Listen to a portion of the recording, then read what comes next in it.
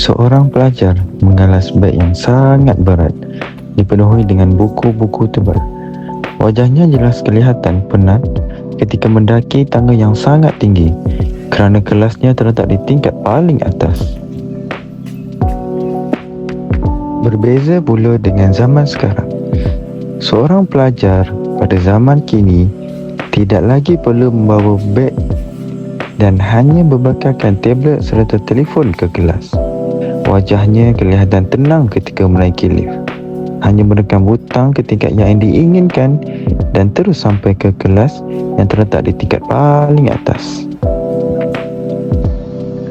Seorang guru baru sahaja tiba di kelas sambil menggalas beg laptop yang agak berat. Setibanya di dalam kelas, beliau terus duduk di kerusi kerana kelihatan letih setelah menaiki tangga.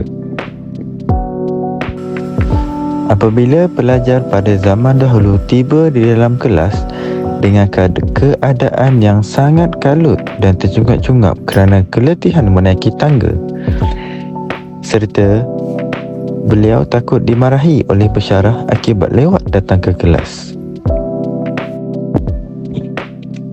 Pelajar pada zaman kini kelihatan gembira dan senang hati ketika menuju ke kelas kerana hanya perlu membawa tablet dan telefon sahaja ke kelas tanpa perlu menggalas sebarang beg yang berat.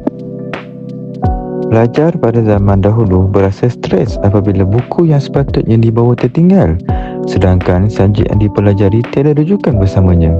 Dengan keadaan beg yang berat dan rasa serba salah, dia terpaksa fokus kepada pengajaran guru di papan putih sahaja. Mahu atau tidak, dia tetap perlu terus belajar.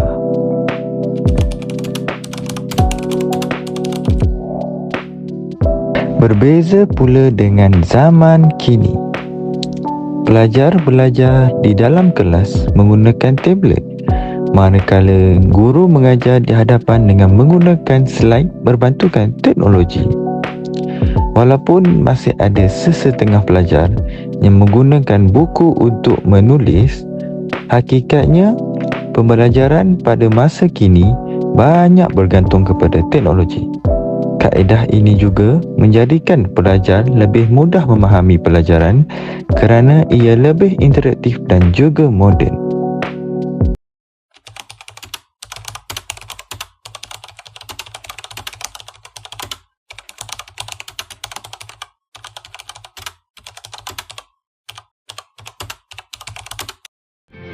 Makes it hard.